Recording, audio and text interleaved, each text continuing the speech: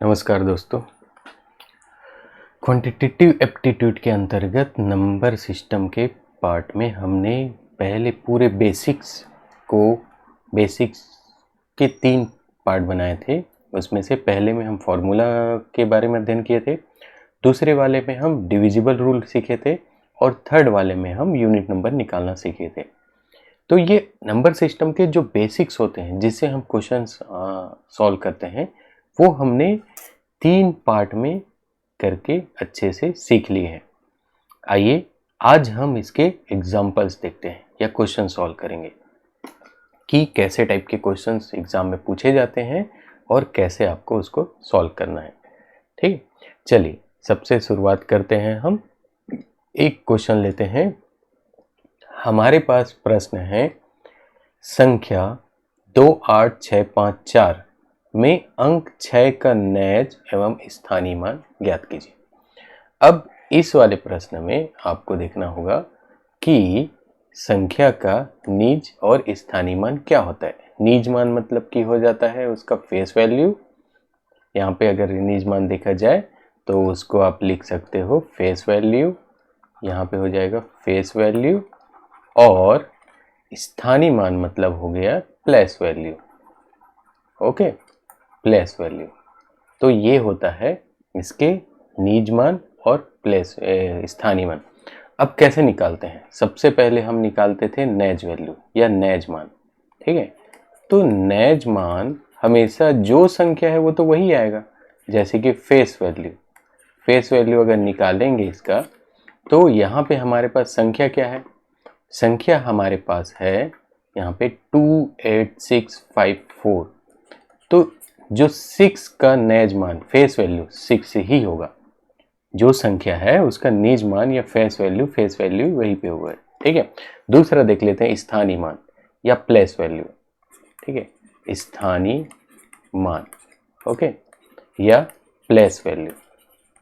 अब place value कैसे निकालते हैं? हम देखे थे पहले कि प्लेस वैल्यू यहाँ पे 28650 4 सॉरी, यहाँ पे है 4। तो आपको यहाँ पे जितने भी वैल्यू है, यहाँ पे इसके जगह 0, इसके जगह 0, और ये यहाँ तक ही लेना है 6 तक। तो 6 का जो प्लेस वैल्यू क्या आ जाएगा? यहाँ पे 6 का प्लेस वैल्यू 600 हो गया। ये होता है पहला। तो हमारे पास ऑप्शन कौन सा सही है? हमारे पास ऑप्शन ए को हमको राइट करना है। हमारा पहला जो ऑप्शन है वो सही है। इसका फेस वैल्यू हो गया 6 और प्लेस वैल्यू हो गया 600। ठीक है, तो ये हो गया पहले क्वेश्चन का सॉल्यूशन। आइए हम दूसरा क्वेश्चन देख लेते हैं। पहला क्वेश्चन हमारे पास क्लियर हो चुका है। ठीक है, चलिए अब दूसरा क्वेश्चन देखते हैं। दूसरा क्वेश्चन हमारे पास ये है कि 5 अंकों की सबसे बड़ी व सबसे छोटी संख्याओं का अंतर ज्ञात कीजिए। तो आपको ये पहले पता रहना चाहिए कि 5 अंकों की सबसे छोटी संख्या कौन सी होगी। तो 5 अंकों की सबसे छोटी संख्या लिख लेते हैं, क्योंकि सबसे बड़ी संख्या की सबसे पहले बड़ी संख्या लिख लेते हैं। सबसे बड़ी संख्या क्या होगी ये भी तो आपको पता है। ठीक है, 5 अंकों की सबसे बड़ी संख्या 9999 और 9। 5 टाइम्स 9 आएगा, ये 5 अंकों की सबसे बड़ी संख्या होती है।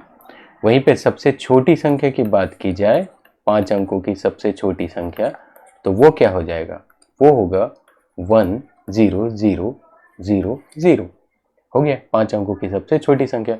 हमको इसको घटाना है। ठीक है, अंतर बोल रहे हैं तो 9999 और 9, इसमें से हमको घटा देना है 1 4 टाइम्स 0 को। तो यहाँ पे क्या आ जाएगा? यहाँ पे आएगा हमारे पास वैल्यू 99,999 में आप क्या करिए 10,000 को हटा दीजिए, तो 89,999 आपको प्राप्त हो जाएगा। मतलब हमारे पास ऑप्शन कौन सा सही हो रहा है? यहाँ पे आपका ऑप्शन सही हो रहा है ऑप्शन 489999। ओके, तो ये हो गया 5 अंकों की सबसे बड़ी संख्या और छोटी संख्या का अंतर।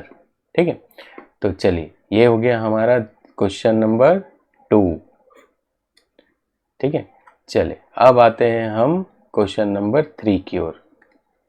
ठीक है, क्वेश्चन नंबर 3 हमारे पास ये है कि सबसे पहले देखो यहाँ पे क्या गिवन है, 5, 6, 0, 2, 3, 8 के अंकों से बनी सबसे बड़ी व सबसे छोटी संख्या का अंतर ज्ञात कीजिए।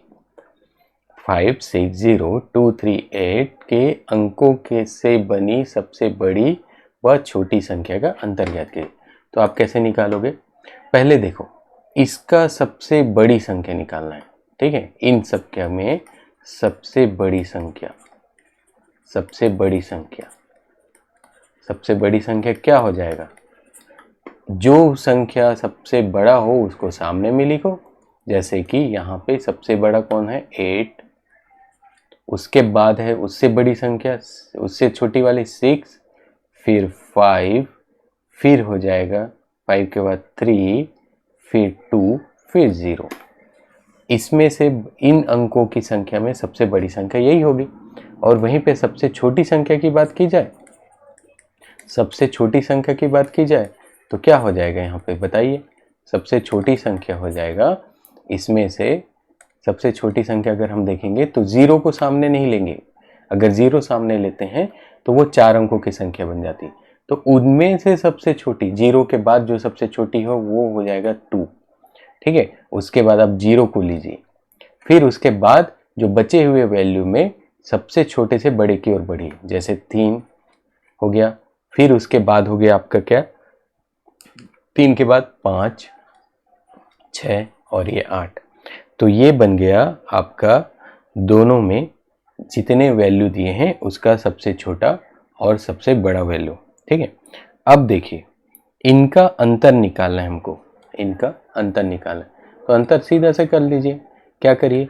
8, 6, 5, 3, 2, 0 और यहाँ पे 2, 0, 3, 5, 6, 8। अंतर तो आपको निकालने आता है, ठीक है। कैसे निकालते हैं?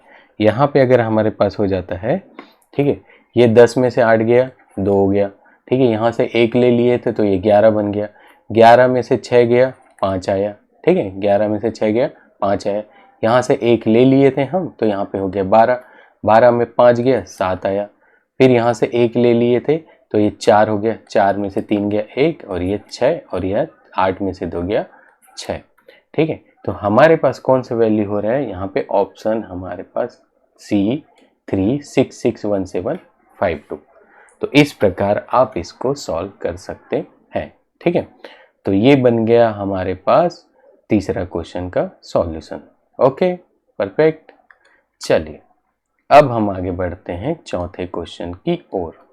चौथा क्वेश्चन हमारे पास ये है, 1 से लेके 50 तक की लगातार संख्याओं का योगफल क्या होगा?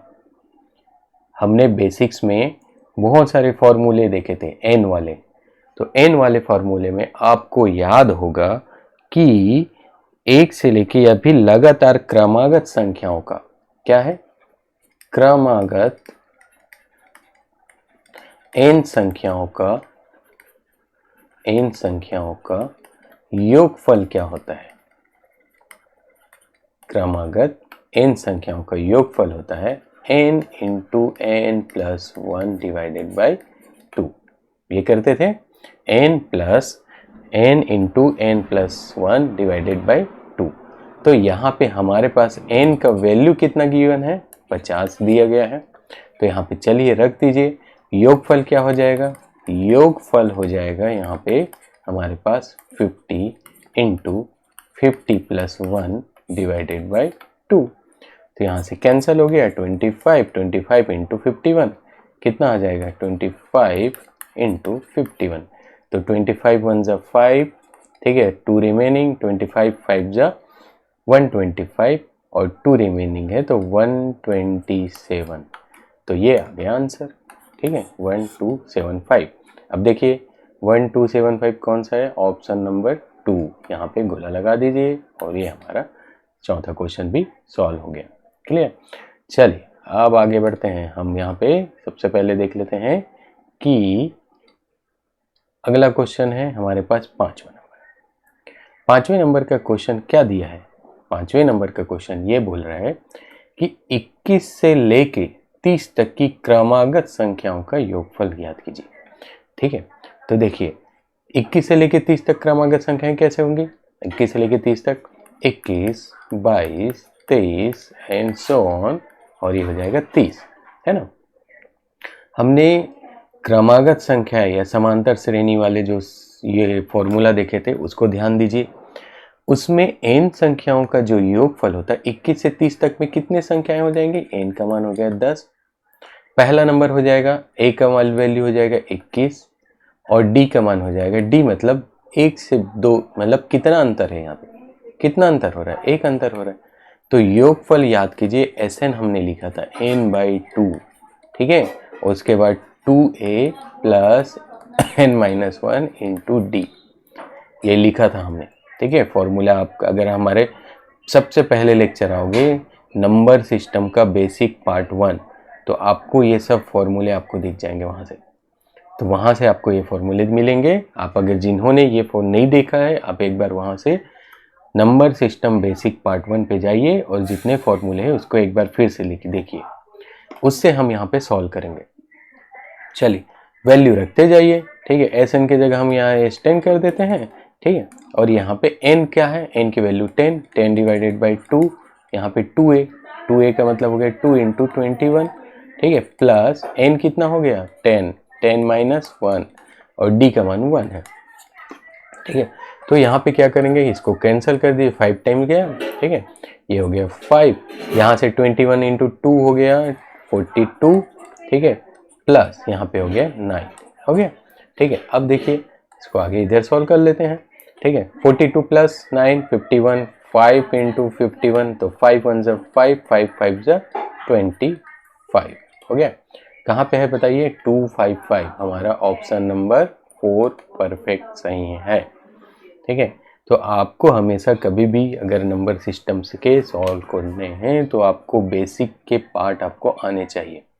तो आपने अगर बेसिक के पार्ट अभी भी नहीं देखे हैं तो हमने इसी चैनल पे basic number system basic part 1, basic part 2 और बेसिक पार्ट 3 के नाम से जो नंबर सिस्टम में यूज़ होते हैं वो फॉर्मूले हमने बता दिए हैं। ठीक है, आप बेसिक पार्ट 1 अच्छे से देखिए, फॉर्मूला है। बेसिक पार्ट 2 पे जाइए, आपको डिविजिबल रूल आ जाएंगे। बेसिक पार्ट 3 पे जाइए, यूनिट नंबर फाइंड करने के रूल है वहाँ पे।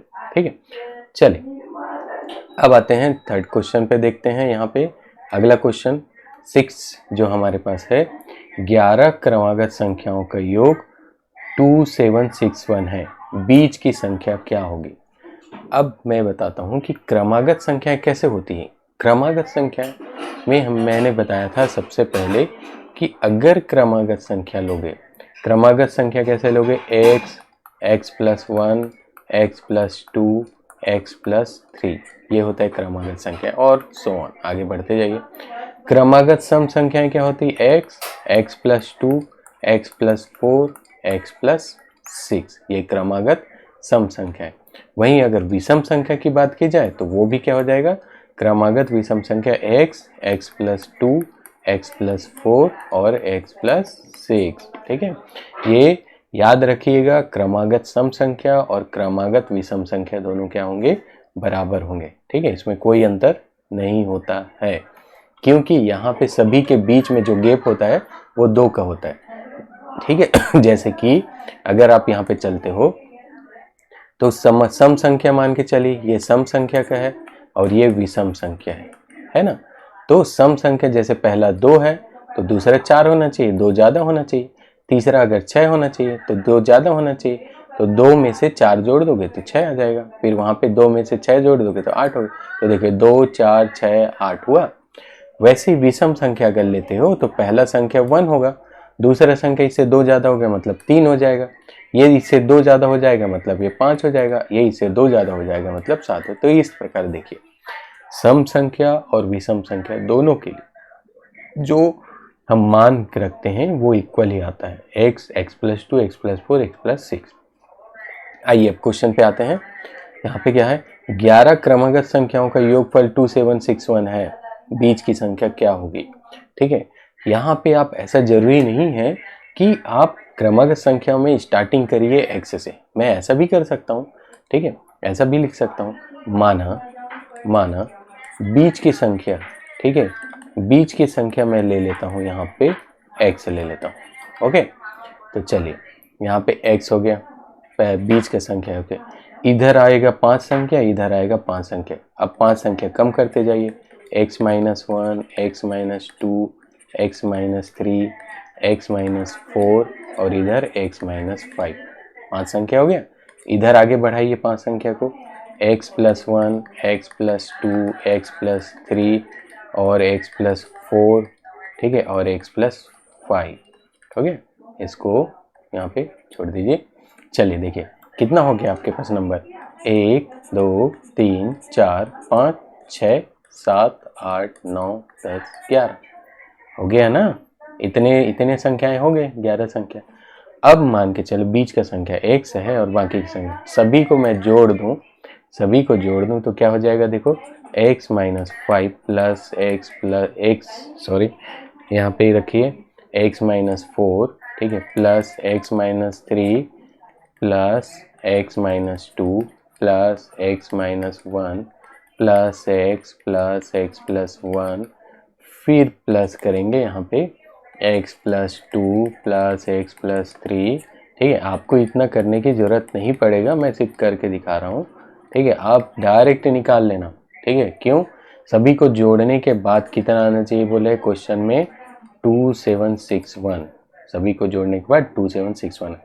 आपको ये सब करने की ज़रूरत नहीं है, मैं डायरेक्ट बता देता हूँ आपको क्या करना है, ठीक है। क्या करना है देखिए, -5 plus 5 cancel, -4 plus 4 cancel, -3 plus 3 cancel, -2 plus 2 cancel, -1 plus 1 cancel. इसका मतलब देखिए पूरा x बस बचा, बाकी कुछ नहीं बचा है ना। तो आपको सिर्फ यह पता रहना चाहिए कि अगर मैं 11 संख्याएं, 11 क्रमागत संख्याएं और बीच की संख्या मुझे निकालनी है, ठीक है। बीच की संख्या, अगर बीच की संख्या नहीं भी निकालनी है तो आपको x का मान निकालना है।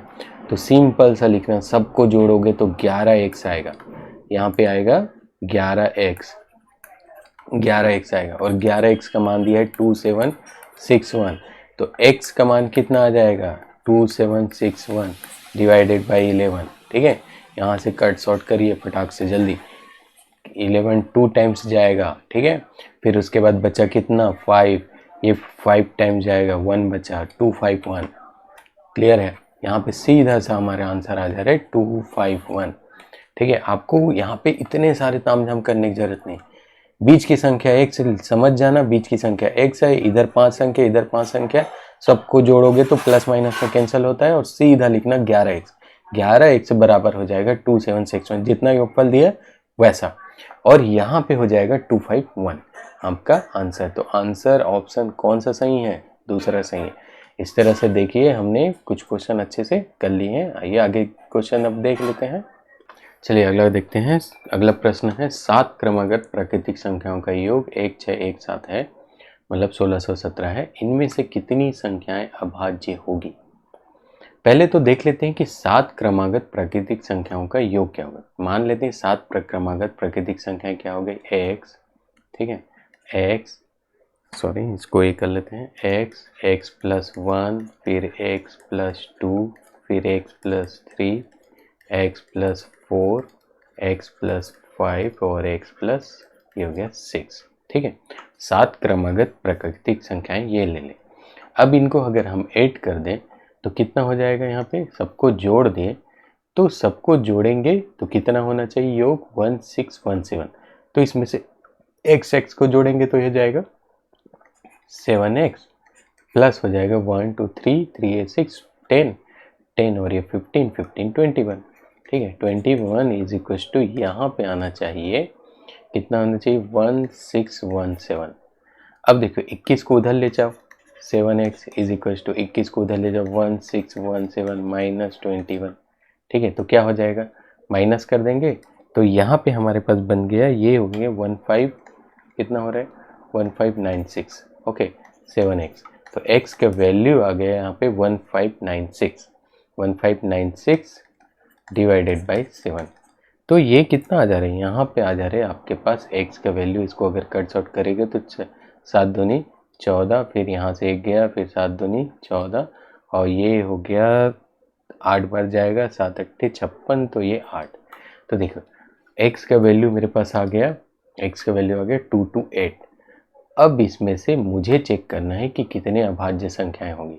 तो ये जो संख्याएं वो कौन कौन सा बन गया, पहले देख लेते हैं संख्याएं कौन कौन सा। 2 to 8 हो रहा है, फिर 2 to 9 हो रहा है, 2 9 हो रहे हैं, फिर 30 हो जाएगा, 2 3 0 हो जाएगा, 2 3 1 होगा, 2 3 2 होगा, फिर ये हो गया कितना 2 3 2, फिर 2 3 3 हो गया, 2 3 4 हो गया, 1 2 3 4 5 6 7। ओके, तो देखिए अब इसमें से ये तो भाज्य है, ये अभाज्य हो रहा है, ठीक है, ये भी भाज्य है, ये भी भाज्य। रुके, यहाँ पे चेक कर लेते हैं हम कि कौन कौन सा संख्या यहाँ पे, अगर मैं ध्यान से देखूं तो 2 to 9 किसी से भाग नहीं जाता है, ठीक है, ये भी चले जाता है, 21 हो गया, फिर 23 हो गया, ये चले जाएगा 23 से, ठीक है, ये चले जाएगा यहाँ पे, फिर 23 यहाँ पे बच गया, हाँ ये नहीं जाएगा, 2 2 3 नहीं जाएगा, 2 3 1 चले जाएगा, क्योंकि ये 21 और फिर 21 बन जाएगा, तो बाकी सब चले जा रहे हैं, सिर्फ दो संख्या बची 2 2 9 और 2 3 3। तो यहाँ पे हमारा आंसर आएगा 2, ठीक है, दो संख्या ऐसी है जो अभाज्य है, ठीक है, तो ये बन गया हमारा क्वेश्चन नंबर 7। चलिए आगे देख लेते हैं क्वेश्चन नंबर। चलिए अगला क्वेश्चन है, बिना भाग की प्रक्रिया किए यह बताइए कि संख्या 1 2 3 4 5 6 7 8 9 और 5 11 से पूरी विभाजित होगी या नहीं। तो दे हमारे पास संख्या जो दी है, हमने पहले भाग वाले रूल में देखा था कि 1 2 3 4 5 6 7 8 9, 8 9 है और यहाँ पे 5 लिख लेते पहले संख्या को, 1 2 3 4 5 6 7 8 9। अगर इन संख्याओं की बात की जाए तो पहले इसका हम 11 से विभाजित वाला रूल पढ़े हैं, पहले इसका क्रम देख लेते हैं।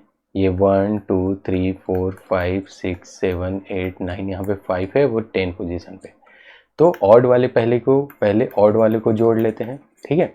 ऑड पोजीशन में क्या हो गया, 1 हो गया, 1 प्लस 3 प्लस फिर 5 हो जाएगा, प्लस 7 हो जाएगा, प्लस हो गया, फिर यहाँ पे 7 हो गया, फिर 9 हो गया, बस, ठीक है। ऑड पोजीशन वाले को जोड़े तो कितना आ गया, ये हो गया 4 4 5 9 9 7 16 16 और ये 9 हो गया 25 हो गया।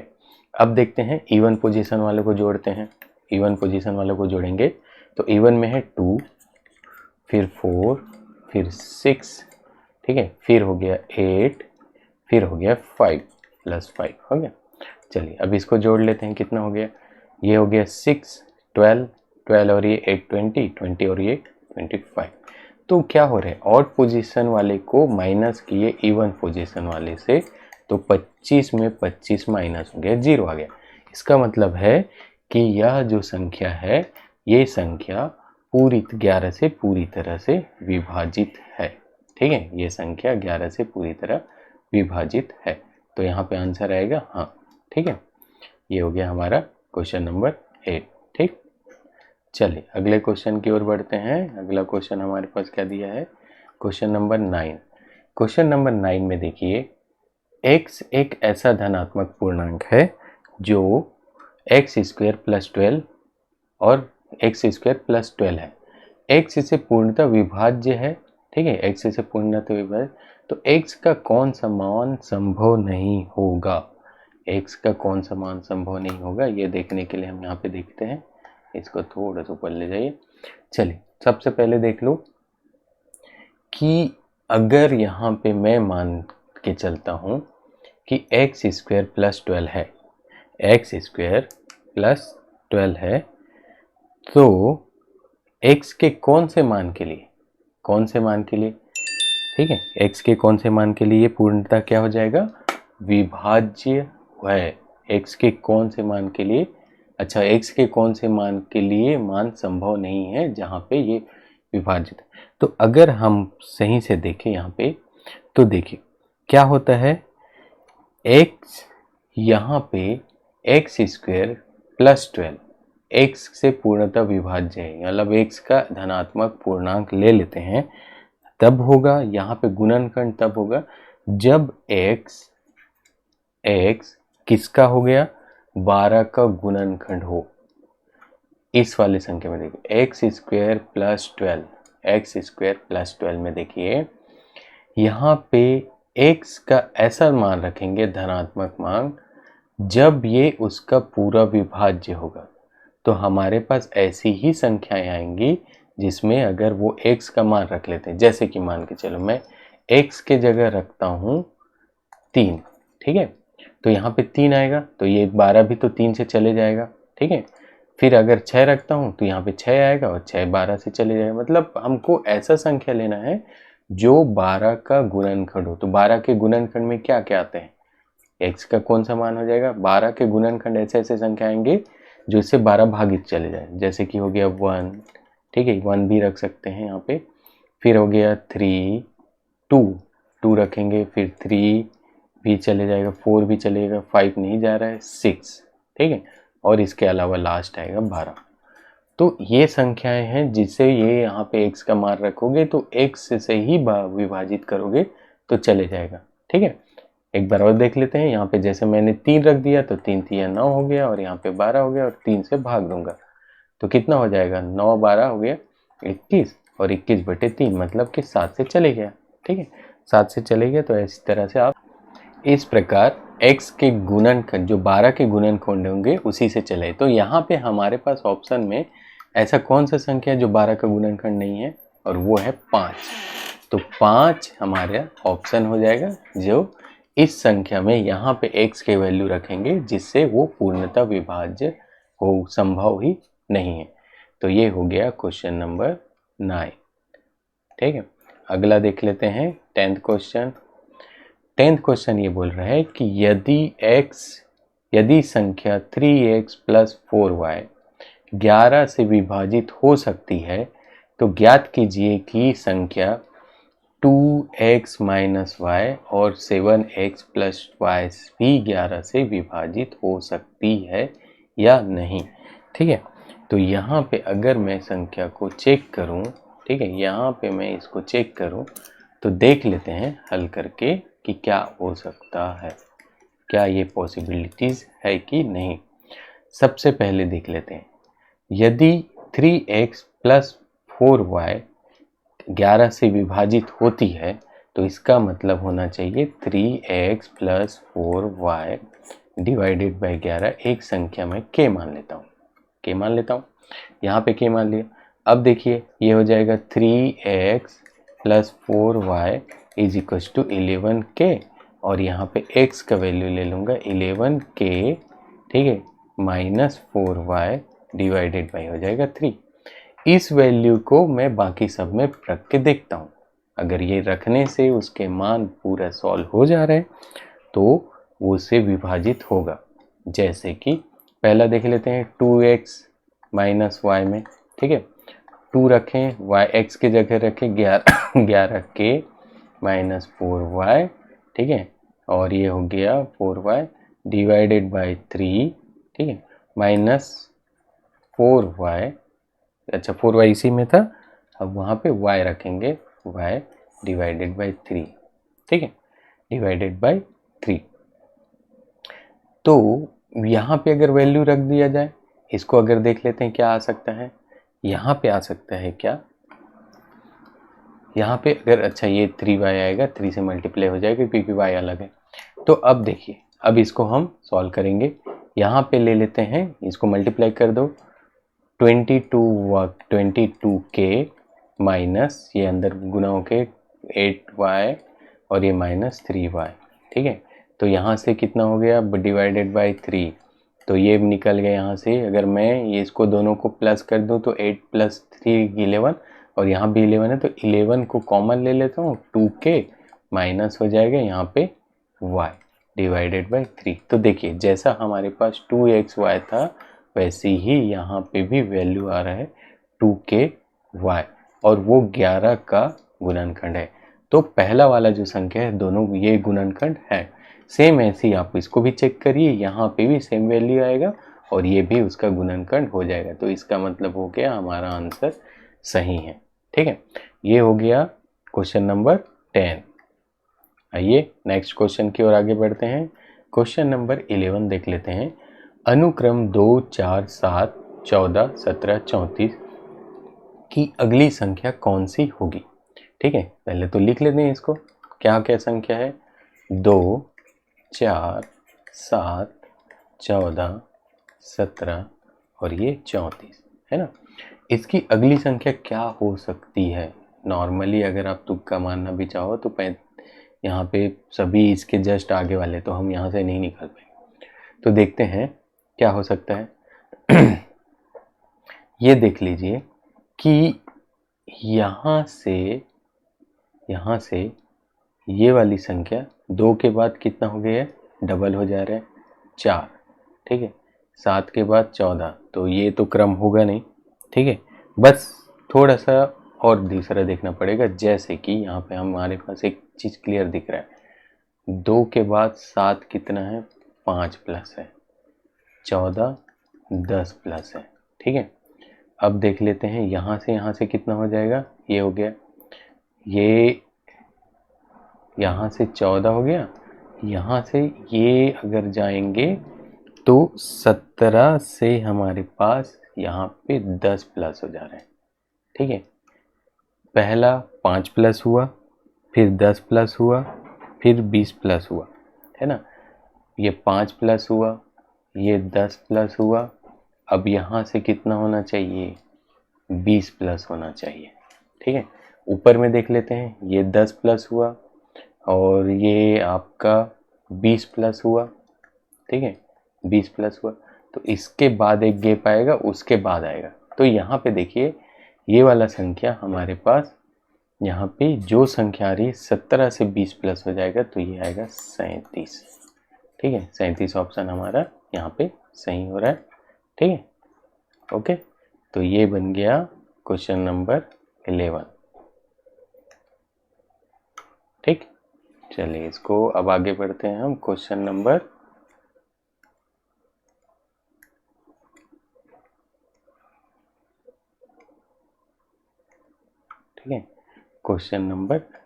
12 की ओर। 12 की ओर, और ये आपका, इसको मिटा दिया जाए।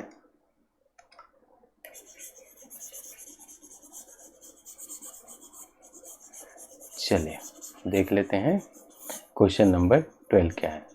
ओके, क्वेश्चन नंबर 12 हमारे पास दिया गया है कि, क्वेश्चन नंबर 12 दिया गया है कि यहाँ पे अनुक्रम 4, 6, ठीक है, यहाँ पे अनुक्रम 4, 6, 10, 18, 34 की अगली संख्या कौन सी होगी। देख लेते हैं, 4, 6, 10, 18 और ये 34। ठीक है, 4, 6, 10, 18, 34 की अगली संख्या क्या हो सकती है। तो देखते हैं, 4 से 6 कितना ज़्यादा हो रहा है। 6 से अगर मैं इसको डबल कर दूँ, 4 दूनी 8 और 6 दूनी 12, 10 दूनी 20। हाँ, तो यहाँ पे देख लिए एक चीज़ कॉमन सी है, 4 दूनी 8 कर दीजिए, 2 से गुना करिए और -2 कीजिए। यहाँ पे भी 2 से गुना हो रहा है और -2 हो रहा है। तो 4 दूनी 8, 2 गया, -6, 6 दूनी 12 में फिर 2 गया, 10 हो गया, 10 दूनी 20 में 2 गया, 18 हो गया, 18 दूनी 36 में 2 गया, 34 हो गया, 34 दूनी कितना हो जाएगा, 68, और 68 में 2 गया तो बनेगा 66। तो यहाँ पे ऑप्शन नंबर 2 सही हो जाएगा आपका। क्लियर, तो 12वां क्वेश्चन फिनिश। ठीक है, चलिए 13वां क्वेश्चन देख लेते हैं। ओके, 13वां क्वेश्चन देख लेते हैं। यहाँ पे क्या आ रहा है, देखिए 13वां क्वेश्चन हमारे पास है, यदि जो साइन दिया है इस संक्रिया का प्रदर्शित करता है कि पहली संख्या में दूसरी संख्या को दोगुना जोड़िए। ठीक है, दोगुना जोड़िए, दोगुना जोड़िए का मतलब जोड़ने के बाद फिर क्या कर दीजिए, उसको दोगुना जोड़िए, फिर 2 गुना कर दीजिए, जोड़ने के बाद 2 गुना कर दीजिए। ठीक है, तो क्या हो सकता है, पहली इसको अगर मैं, ठीक है, पहला जैसे हमारे पास दिया है संक्रिया, क्या दिया है 1, ठीक है, त्रिभुज का साइन दे दिया है, फिर उसके बाद यहाँ पे साइन दे दिया, 3 दे दिया। ठीक है। तो यहाँ पे अगर आप इसको, इस संख्या का मतलब हो रहा है कि इसको दोगुना जोड़ना है, दूसरी संख्या का दोगुना को जोड़ना है।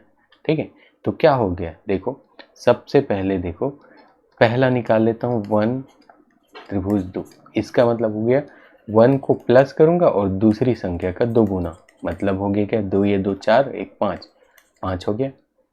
अब मेरे पास ये संख्या का मान आ गया 5 और यहाँ पे त्रिभुज 3। ठीक है, इसका मतलब हो जाना चाहिए 5 धन 3 को दोगुना कर दो, तो 3 दूनी 6 और 5 11। तो मेरे पास ऑप्शन क्या हुआ, चौथा वाला, तो ये ऑप्शन सही हो गया। ठीक है, तो ये बन गया मेरा ये वाला क्वेश्चन भी 13।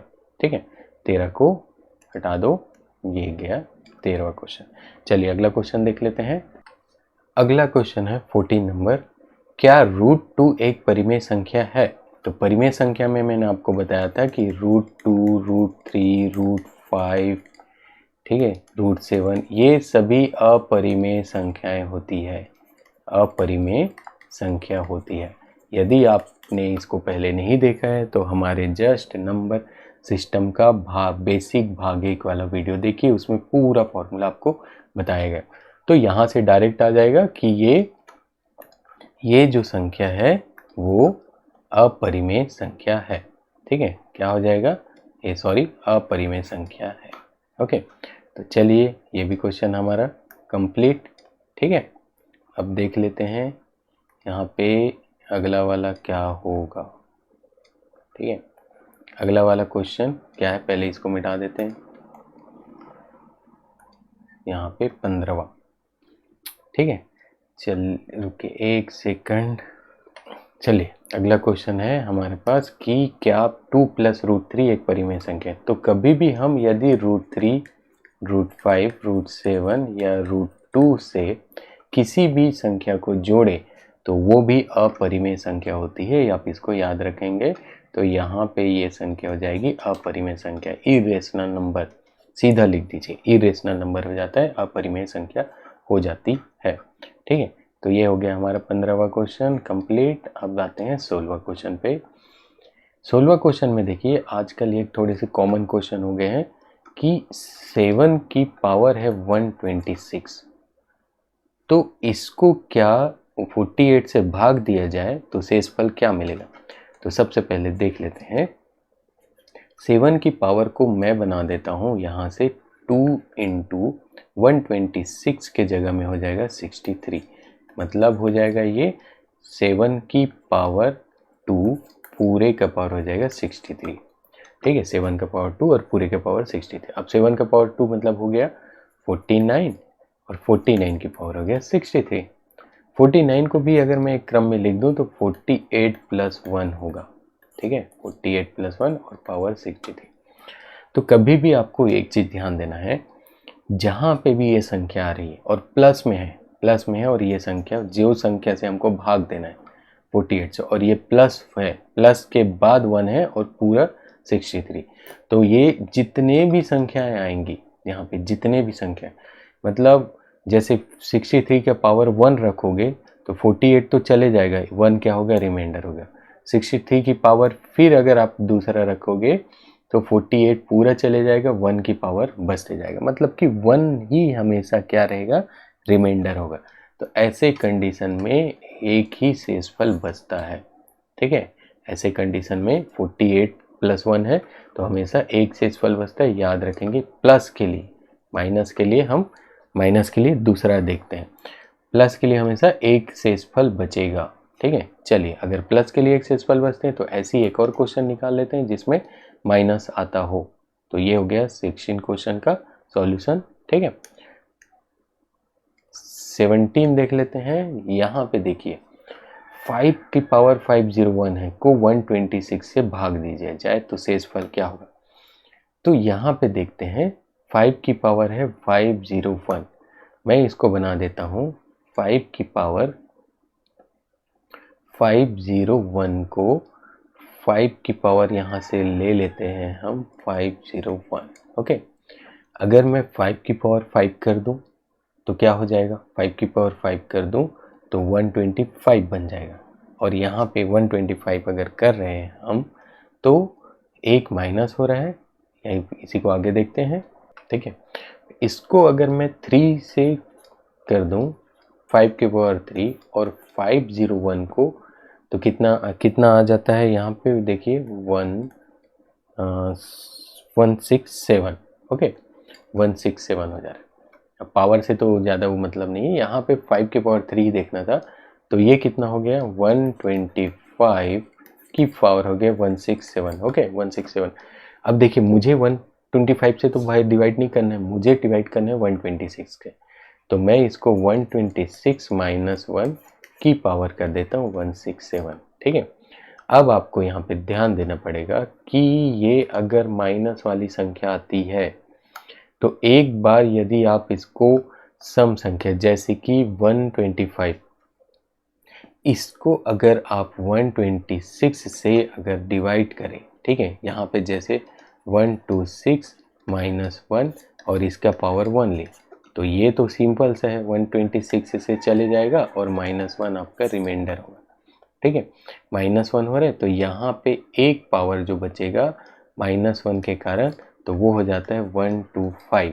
ठीक है, अगर माइनस 1 आ रहा है तो यहाँ पे हो जाएगा 125 रिमाइंडर बचेगा। ठीक है, अगर ये प्लस कर देता हूँ 125 कर 126 माइनस 1 और इसका पावर में 2 कर देता हूँ। ठीक है, तो यहाँ पे 126 का स्क्वायर हो जाएगा, फिर यहाँ पे प्लस 1 हो जाएगा, माइनस हो जाएगा यहाँ पे क्या 2 इंटू 126 और इंटू हो जाएगा, ठीक है, इंटू 1, तो ये भी चले जाएगा।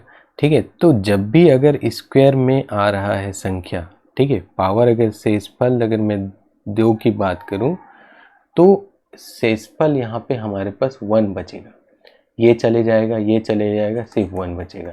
तो इसका मतलब क्या हुआ कि आपके पास अगर पावर, ठीक है, पावर ऑड है तो 125 शेषफल बचेगा, पावर इवन है तो 1 शेषफल बचेगा। अब इसमें आपको चेक करना है कि पावर क्या है, तो 5 125 125 का पावर 167, ये जो पावर हो रहा है ये ऑड है, ऑड होने के कारण यहाँ पे जो रिमाइंडर बचेगा 125 होगा। तो यहाँ पे ऑप्शन नंबर 3 आपका सही। क्लियर, तो ये हो गया क्वेश्चन नंबर 17 कंप्लीट। चलिए 18 देख लेते हैं। 18 में क्या दिया है, यदि 397 की पावर 3589 प्लस 5 को 398 से भाग दिया जाए तो शेषफल क्या बचेगा। ठीक है, तो ऐसे कंडीशन में यहाँ पे मैं एक कर्म कर लेता हूँ, 397 को मान लेता हूँ मैं, इसको मैं मान लेता हूँ, क्या हो सकता है 398, अगर 398 को मैं ऐसा लिख सकता हूँ क्या x प्लस 1। ठीक है, तो x यहाँ पे क्या हो गया 397 हो गया, 397 x बन गया। तो यहाँ पे जो भी वैल्यू आएगा वो क्या बन गया, x की पावर हो गया 3589 प्लस 5 हो गया। ठीक है, 3589 x पावर प्लस, ठीक है, तो ये वैल्यू अगर ऐसा देते हैं तो अगर मैं इसको इस पूरे संख्या को कौन से संख्या से भाग देना था मुझे, इस पूरे संख्या को 398, मतलब कि 398 का मतलब हुआ x प्लस 1 से भाग देना है। तो इस पूरे संख्या को x प्लस 1 से भाग देना है। तो भाग देने पर एक चीज बताओ कि x के बराबर अगर इसका गुणनखंड है, इसका भाग दिया जाए तो x से बराबर क्या रखूंगा -1, x बराबर क्या रखूंगा -1। यहाँ पे अगर मैं -1 रख दूं और ये 3589 हो तो -1 की पावर क्या हो जाएगा, यहाँ पे ऑड है और प्लस 5 है तो यहाँ पे हो जाएगा -1 ही आएगा और प्लस 5 में करने के बाद +4 आ जाएगा आंसर। तो ये जो 4 है वही शेषफल बचेगा और इस क्वेश्चन का आंसर हो जाएगा ऑप्शन 4। ठीक है, क्लियर है, तो ये बन गया हमारा क्वेश्चन नंबर 18। ठीक है, चलिए 18 हटा देते हैं, अब आते हैं 19 में। यहाँ पे देखिए संख्या 3257 की पावर है 683 को 3256 से भाग दिया जाए तो शेषफल क्या बचेगा। सेम है, वही था पहले वाला क्वेश्चन टाइप का। 3257 को मैं क्या लिख सकता हूँ, यहाँ पे इसको लिख सकता हूँ, इसका पावर जो है 683 है और इसको मुझे 3256 से क्या करना है, भाग देना। तो 3257 के जगह मैं लिखूंगा 6, ठीक है, इसको लिखूंगा 6 और 6 प्लस 1, यहाँ पे देखिए प्लस 1 वाला आ रहा है 683। मैं बोला था कि प्लस 1 वाला वैल्यू आएगा तो हमेशा एक ही क्या रहेगा, रिमाइंडर बचेगा। तो इसका जो रिमाइंडर हो जाएगा 1, ठीक है, क्लियर। तो ये हो गया 19 क्वेश्चन हमारा कंप्लीट। अब आते हैं 20 क्वेश्चन में, ठीक है। चलिए 20 क्वेश्चन देख लेते हैं। यदि 127 की पावर 127 प्लस 97 की पावर 127 तथा 127 की पावर 97 प्लस 97 की पावर 97 का एक उभयनिष्ठ गुणनखंड है। उभयनिष्ठ गुणनखंड का मतलब इससे मैं इसको भाग दूं तो पूरा चले जाता है। तो उभयनिष्ठ गुणनखंड वाले में आप क्वेश्चन में क्या करोगे, सबसे पहले यहाँ पे जो भी गुण, इसका जो पावर है, मतलब कि हो गया 127 की पावर 127 प्लस 97 की पावर 127, इसको मैं कभी भी 127, ठीक है, प्लस 97 की पावर 1 से भी अगर मैं डिवाइड करूं तो वो चले जाना चाहिए।